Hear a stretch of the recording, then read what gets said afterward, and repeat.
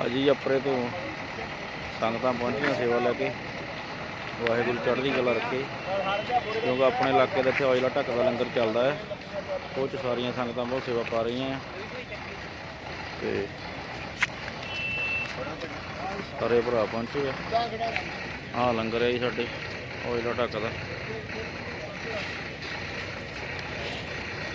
जिहड़ी भी चीज़ की लोड़ है असीं वो मंगा के इत्थे पहुंचदी कर दईदी आ।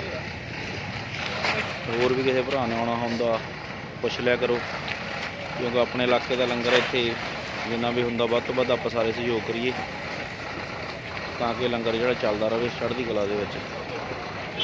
साडा हैप्पी भाजी शोकरां वाला आया, सारा समान नाल लैके उन्हां दे बहुत सेवा कर रहे सारे। जिहड़ी भी चीज़ की लोड़ सी उन्होंने पुछ के फिर लैके आए हैं। सारे अंकल होनी आए हैं, पहलां पुछया इन्होंने जिहड़ी जिहड़ी चीज़ चाहिए उही लैके आए हैं। धन्नवाद जी।